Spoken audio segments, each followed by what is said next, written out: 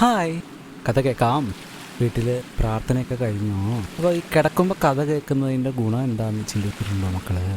എന്തുകൊണ്ടാണ് ഈ കഥകളിൽ ഞാൻ വീഡിയോ ഇടാത്തതെന്ന് ചിന്തിച്ചിട്ടുണ്ടോ? അപ്പോൾ കഥ കേൾക്കുന്ന സമയത്ത് നമ്മൾ കണ്ണുകൊണ്ട് കഥ കണ്ടു കഴിഞ്ഞാൽ നമ്മുടെ മൊബൈലിൽ നിന്നോ അല്ലെങ്കിൽ നമ്മൾ ഉപയോഗിക്കുന്ന സ്ക്രീനിൽ നിന്നോ നമ്മുടെ കണ്ണിലോട്ട് ബ്ലൂ ലൈറ്റ് കടന്നു വരും. അപ്പോൾ ഈ ബ്ലൂ ലൈറ്റ് വന്നു കഴിഞ്ഞാൽ നമുക്ക് ഉറക്കം വരില്ല. ഓക്കെ, ഉറങ്ങാൻ പിന്നെയും കുറച്ച് നേരം കൂടെ എടുക്കും.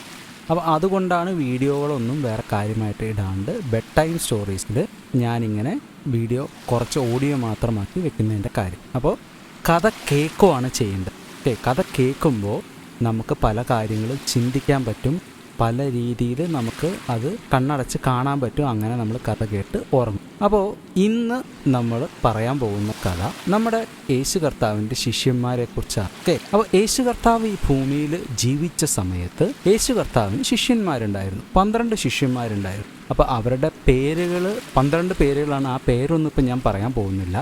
ഈ ശിഷ്യന്മാരുമായിട്ട് ഉണ്ടായ യേശു കർത്താവിൻ്റെ ഒരു സംഭവമാണ് ഇന്ന് കഥയായിട്ട് പറയാൻ പോകുന്നത്.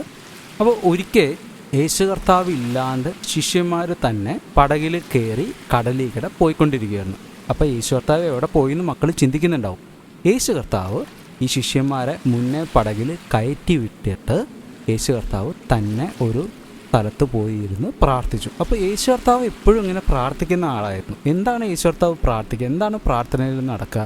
നമ്മൾ പ്രാർത്ഥിക്കുമ്പോൾ നമ്മുടെ പിതാവായ ദൈവമായിട്ട് നമുക്ക് നമ്മുടെ മനസ്സിൻ്റെ ഭാരങ്ങൾ പിതാവായ ദൈവമായിട്ട് നമുക്ക് സംസാരിക്കാനും നമുക്കത് ഷെയർ ചെയ്യാനും ഒക്കെ സാധിക്കും. ഓക്കെ, അപ്പോൾ യേശു കർത്താവ് ഇങ്ങനെ തന്നെ പ്രാർത്ഥിക്കാൻ പോയിക്കൊള്ളുന്നു. അപ്പോൾ യേശു കർത്താവിന് ഇങ്ങനെ പ്രാർത്ഥിക്കാനുള്ളത് കാരണം യേശു കർത്താവ് പടകിൽ ഈ ശിഷ്യന്മാരെ കയറ്റി വിട്ടു. അങ്ങനെ യേശു കർത്താവ് പ്രാർത്ഥിച്ച് ഏകനായിട്ട് തന്നെ ഇരിക്കുന്ന സമയം. ഓക്കെ, അപ്പോൾ കുറേ നേരം കഴിഞ്ഞു ഇവർ പടകിൽ പോയിട്ട്. അപ്പോൾ കടലിൽ മക്കൾ രാത്രി കടലിൽ പോയിട്ടുണ്ടോ? ഈ ബീച്ചിലൊക്കെ നമ്മൾ രാത്രി പോയി കഴിഞ്ഞാൽ നല്ല ഇരുട്ടായിരിക്കും. അവിടെ ചന്ദ്രൻ ഉണ്ടെന്ന് പറഞ്ഞാലും ആ വെളിച്ചം കൊണ്ട് നമുക്ക് വലിയ കാര്യമായിട്ടൊന്നും കാണാൻ പറ്റില്ല. നല്ല നീല കളറ് ആയിരിക്കും മൊത്തം. വെള്ളം ഉണ്ടാവും. ഈ വെള്ളവും കാറ്റും തിരമാലയും അങ്ങനെയുള്ള സാധനങ്ങളൊക്കെയാണ് ഉണ്ടാവുക.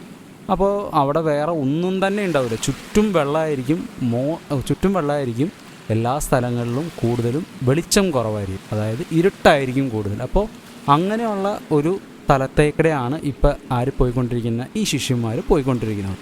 അപ്പോൾ ശിഷ്യന്മാർ ഇങ്ങനെ പോയിക്കൊണ്ടിരിക്കുന്നു. കടലിൽ അവർ പടകിൽ പോവുകയാണ്. അപ്പോൾ ഇവർ കടലിൻ്റെ കരയിൽ നിന്ന് കുറേ ദൂരത്തോട്ട് പോയി. ഓക്കെ, അപ്പോൾ ഇവർ എവിടെ നോക്കിയാലും കര കാണാനില്ല, ഫുൾ വെള്ളമാണ്. ഓക്കെ, ഈ വെള്ളത്തിൽ എന്തോ ഒരു സാധനം നടന്നു വരുന്നത് കണ്ടു. എന്താ പറഞ്ഞേ? വെള്ളത്തിൽ എന്തോ ആരോ നടന്നു വരുന്നത് കണ്ടു. അയ്യോ, വെള്ളത്തിൽ നടക്കുന്നു. മക്കൾ വെള്ളത്തിൽ നടന്നിട്ടുണ്ടോ? നടക്കാൻ പറ്റുമോ നമുക്ക് വെള്ളത്തിൽ നടക്കാൻ പറ്റുമോ? വെള്ളത്തിൽ ചെയ്ത് നോക്കിയിട്ടുണ്ടോ? കുളിക്കുന്ന സമയത്ത് ബക്കറ്റിൽ നിറയെ വെള്ളം നിറച്ച് വെച്ചിട്ട് അതിൽ കാല് വെച്ച് നടക്കാൻ നോക്കിയിട്ടുണ്ടോ? അല്ലെങ്കിൽ അതിൽ കാല് വെച്ച് നോക്കിയിട്ടുണ്ടോ? കാല് വെച്ച് നോക്കുമ്പോൾ എന്താ സംഭവിക്കുക? കാല് വെള്ളത്തിൻ്റെ മുകളിൽ നിൽക്കോ അതോ കാല് വെള്ളത്തിലോട്ട് ഇറങ്ങിപ്പോവും? എന്താ പറ്റുക?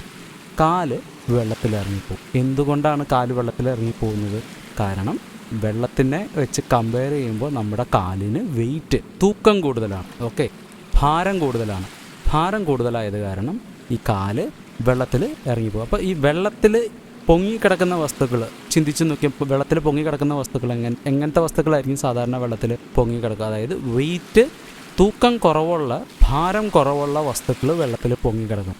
ഭാരമുള്ള വസ്തുക്കൾ വെള്ളത്തിൽ താന്നു പോകും. അപ്പോൾ അങ്ങനെ ഒരു കാര്യം നമ്മൾ സ്കൂളിൽ പഠിച്ചിട്ടുണ്ടാവും അല്ലേ?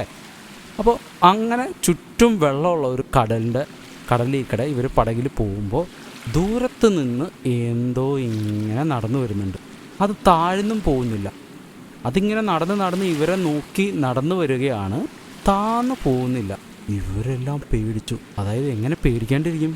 രാത്രിയാണ്, ഇരുട്ടാണ്, കരയിലും അല്ല, ചുറ്റും വെള്ളമാണ്. എന്ത് ചെയ്യുമെന്നറിയില്ല. വെള്ളത്തിൽ ചാടിയിട്ട് എന്ത് ചെയ്യാൻ പറ്റും? ഒന്നും ചെയ്യാൻ പറ്റില്ല. ഇവരെ പിടിക്കാൻ വേണ്ടി തന്നെയാണ്. ഇവർ മൊത്തം പേടിച്ചു. ഇവർ ഒച്ച ഉണ്ടാക്കാൻ തുടങ്ങി. അയ്യോ, ഭൂതം വന്നേ എന്ന് പറഞ്ഞ് ഇവർ പേടിച്ചു. മക്കൾ ഭൂതത്തിനെ കണ്ടിട്ടുണ്ട്. രാത്രി ഉറങ്ങിയില്ലെങ്കിൽ അമ്മയും അപ്പനും പറയില്ല, ദേ ഭൂതം വരും, വേഗം കടന്നോ, ഇപ്പോൾ ഭൂതം വന്ന് പിടിച്ചുകൊണ്ട് പോകുമെന്ന് പറയാറില്ലേ? അപ്പോൾ അപ്പയും അമ്മയും അങ്ങനെ പറയുമ്പോൾ മക്കൾ പേടിച്ച് കിടന്ന് ഉറങ്ങാറുണ്ടോ? അങ്ങനെ ചെയ്തിട്ടുണ്ടോ? അങ്ങനെ ചെയ്തിട്ടുണ്ടോ? അപ്പോൾ ഇവിടെ ഈ ശിഷ്യന്മാരും ഈ നടന്നു വരുന്നത് രൂപത്തെ കണ്ട് പേടിച്ചു.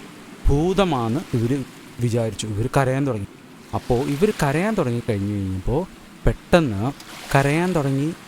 ഇവർ ഒച്ചയുണ്ടാക്കാൻ തുടങ്ങി. അയ്യോ ഭൂതം വന്നെ ഞങ്ങളെ രക്ഷിക്കണേ. ഓൾറെഡി നല്ല കാറ്റുണ്ട്, ഇതെല്ലാം ഇരുട്ടാണ്, ഇതെല്ലാം ആണ്, നല്ല കാറ്റുണ്ട്, ഇരുട്ടാണ്, വെള്ളമാണ് ചുറ്റും. ഇവർ ശരിക്കും പേടിച്ചു പോയി. ഓക്കെ, അയ്യോ ഞങ്ങളെ ഭൂതം പിടിക്കാൻ വന്നെ. ഇവരൊക്കെ ഇങ്ങനെ ഒച്ചയുണ്ടാക്കാൻ തുടങ്ങി. യേശു കർത്താവ് പറഞ്ഞു, ധൈര്യപ്പെടുവിൻ, ഞാനാകുന്നു, പേടിക്കേണ്ട, നിങ്ങൾ പേടിക്കേണ്ട, ഞാനാണ്, യേശു കർത്താവാണ് വരുന്നത്, നിങ്ങൾ പേടിക്കേണ്ട എന്നുള്ളത് പറഞ്ഞു.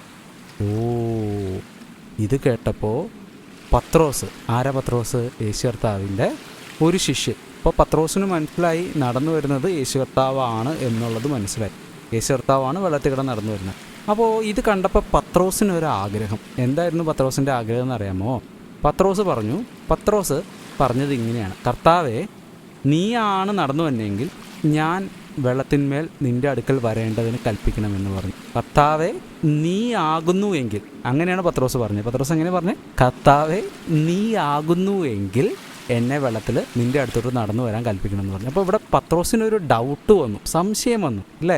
ദൈവം പറഞ്ഞു, യേശു കർത്താവ് പറഞ്ഞു, ഞാനാണ് വന്നെ, നിങ്ങൾ പേടിക്കണ്ട എന്നുള്ളത് യേശു കർത്താവ് പറഞ്ഞു. പക്ഷെ പത്രോസിന് അത് അത്ര അങ്ങ് വിശ്വാസമായില്ല. പത്രോസ് എന്ത് ചെയ്തു? പത്രോസ് ഒരു ചോദ്യം അങ്ങ് ചോദിച്ചു. എന്താ ചോദിച്ചേ? നീയാണ് വന്നെങ്കിൽ, യേശു കർത്താവാണ് വന്നത് എങ്കിൽ. അപ്പോൾ ഈ വന്നത് എങ്കിൽ എന്ന് പറയുമ്പോൾ അവിടെ ഒരു സംശയമുണ്ട്. ആ സംശയത്തിൻ്റെ പുറത്താണ് ഈ പത്രോസ് ഇവിടെ ഇത് ചോദിക്കുന്നത്. അപ്പോൾ പത്രോസ് അങ്ങനെ ചോദിച്ചു കഴിഞ്ഞപ്പോൾ യേശു കർത്താവ് പറഞ്ഞു, നീ കർത്താവാണെങ്കിൽ എന്നോട് നടന്ന് അങ്ങോട്ട് നിൻ്റെ അടുത്തോട്ട് വരാൻ കൽപ്പിക്കണമെന്ന് പറഞ്ഞു. അപ്പോൾ ഇതിൽ രണ്ട് കാര്യമുണ്ട്. ഒന്ന്, പത്രോസിൻ്റെ സംശയം തീരും. രണ്ടാമത്തെ കാര്യം, ദൈവമാണെങ്കിൽ പത്രോസിന് അങ്ങോട്ട് നടക്കാൻ പറ്റും എന്നുള്ള ഒരു ബലം ആർക്കുണ്ട്? പത്രോസിനുണ്ട്. അപ്പോൾ ഈ രണ്ട് കാര്യങ്ങൾ വെച്ചാണ് പത്രോസ് ഇത് ചോദിച്ചത്. ഇത് കേട്ടപ്പോൾ യേശു കർത്താവ് എന്നെ പറഞ്ഞു എന്നറിയാമോ? പത്രോസിൻ്റെ അടുത്ത് യേശു കർത്താവ് പറഞ്ഞു, വരിക എന്ന് പറഞ്ഞു. ഓക്കെ, എന്താ പറഞ്ഞേ? വരാൻ പറഞ്ഞു. പത്രോസ് ഇങ്ങനെ ചോദിച്ച കാരണം വരാൻ പറഞ്ഞു. അപ്പം തന്നെ പത്രോസ് പെട്ടെന്ന്, അത് പത്രോസ് ഇത്തിരി എന്നാ പറയണ, ഭയങ്കര എനർജിയൊക്കെ ഉള്ള ആളാണ്, നല്ല ഉന്മേഷമുള്ള ആളാണ്, എന്ത് കാര്യം പെട്ടെന്ന് ചെയ്യാൻ താല്പര്യമുള്ള ആളാണ് പത്രോസ് വേഗം പടകിൽ നിന്ന് ചാടി വെള്ളത്തിലോട്ട് ഇറങ്ങി യേശുവിൻ്റെ അടുക്കലോട്ട് ചെല്ലുവാൻ വേണ്ടി വെള്ളത്തിക്കടെ നടന്നു. ഓക്കെ, വെള്ളത്തിക്കടെ നടന്നു ഒരു 2-3 സ്റ്റെപ്പ് വെച്ചു. ഓക്കെ, വെള്ളത്തിക്കടെ നടന്നു കഴിഞ്ഞിട്ട് ഇത്തിരി കഴിഞ്ഞപ്പോൾ ഒരു 2-3 സ്റ്റെപ്പ് വെച്ച് കഴിഞ്ഞപ്പോൾ നല്ല കാറ്റുണ്ടല്ലോ ഓൾറെഡി. ഈ കാറ്റ് കണ്ടിട്ട് പത്രോസ് പേടിച്ചു. കാറ്റ് കണ്ട് പത്രോസ് പേടിച്ചിട്ട് പത്രോസ് പെട്ടെന്ന് മുങ്ങാൻ തുടങ്ങി. അതായത് പത്രോസിന് നടക്കാൻ പറ്റില്ല, കാരണം പത്രോസിൻ്റെ ശ്രദ്ധ മാറി. കാറ്റിൽ ശ്രദ്ധിച്ചപ്പോൾ പത്രോസ് മുങ്ങാൻ തുടങ്ങി. പത്രോസ് ഉറക്കെ കരയാൻ തുടങ്ങി. കർത്താവേ, എന്നെ രക്ഷിക്കണേ എന്നും പറഞ്ഞ് പത്രോസ് കരയാൻ തുടങ്ങി. അങ്ങനെ പത്രോസ് കരയാൻ തുടങ്ങിയപ്പോൾ യേശു കർത്താവ് ഉടനെ കൈ നീട്ടിയിട്ട് പത്രോസിനെ പിടിച്ചു. എന്നിട്ട് പറഞ്ഞു, അല്പവിശ്വാസിയെ, നീ എന്തിന് സംശയിച്ചു എന്ന് ചോദിച്ചു. അല്പവിശ്വാസി, വിശ്വാസം ഇല്ലാത്തവനെ, അത് എന്താണ്? ഞാനാണ് എന്ന് പറഞ്ഞപ്പോൾ നിനക്ക് ഞാൻ ദൈവമാണ്, ഞാൻ യഹോവയാണ്, ഞാൻ യേശു ആണെന്നുള്ളത് നിനക്ക് വിശ്വസിക്കാൻ പറ്റിയില്ല. എന്താണ് നിനക്ക് ഇങ്ങനെ വിശ്വാസം ഇല്ലാത്തത്? വിശ്വാസം ഇല്ലാണ്ട് നീ എന്തിനാണ് എന്നെ സംശയിച്ചത്? നീ സംശയിച്ചുകൊണ്ടല്ലേ ഇപ്പോൾ ഈ പ്രശ്നങ്ങളെല്ലാം ഉണ്ടായത് എന്ന് ആര് ചോദിച്ചു? യേശു കർത്താവ് പത്രോസിൻ്റെ അടുത്ത് ചോദിച്ചു. പത്രോസ് അതിനൊന്നും പറഞ്ഞില്ല. ഓക്കെ, എന്നിട്ട് യേശു കർത്താവ് പത്രോസിനെയും കൂട്ടി പടകിൽ കയറി കഴിഞ്ഞിട്ട് യേശു കർത്താവ് എന്ത് ചെയ്തു എന്നറിയാമോ?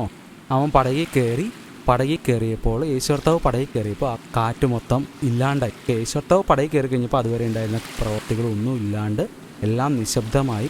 അത് കണ്ട് പടകിലുള്ളവരെല്ലാവരും ഇത് യേശു കർത്താവ് എന്ന് വിശ്വസിച്ചു.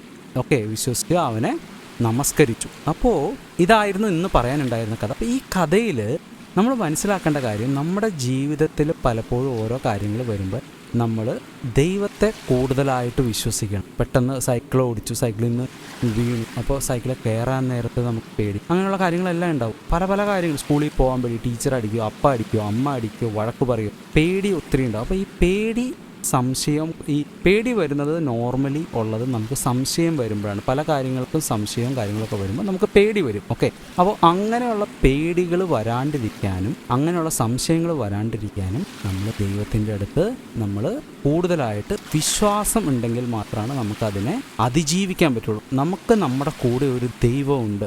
എന്ത് കാര്യവും നമുക്ക് ചെയ്യാൻ, നമ്മളെ എല്ലാ അവസ്ഥയിലൂടെ നമ്മളെ നടത്താൻ നമുക്കൊരു ദൈവമുണ്ട് എന്ന് നമ്മൾ പൂർണ്ണമായിട്ട് വിശ്വസിക്കുമ്പോൾ നമുക്ക് ഈ സംശയങ്ങൾ വരില്ല, നമുക്ക് ഈ പേടികൾ വരില്ല. പത്രോസിനെ പോലെ നമ്മൾ പേടിക്കുന്ന അവസ്ഥ വരില്ല. അതുകൊണ്ട് ജീവിതത്തിൽ എന്ത് അസുഖങ്ങളോ എന്ത് പ്രയാസങ്ങളോ എന്ത് കാര്യങ്ങളോ ഉണ്ടായാലും ദൈവത്തെ പൂർണ്ണമായിട്ട് വിശ്വസിക്കുക. എൻ്റെ ദൈവം എൻ്റെ കൂടെയുണ്ട്, എന്നെ സൃഷ്ടിച്ച എൻ്റെ ദൈവം എൻ്റെ കൂടെയുണ്ട്, എന്നെ ആ ദൈവം നടത്തും, എൻ്റെ കൂടെ നിന്ന് എന്നെ നടത്തുമെന്ന് നമ്മൾ വിശ്വസിക്കണം. അങ്ങനെ നമ്മൾ ജീവിക്കണം. അതായിരുന്നു ഇന്നത്തെ കഥ.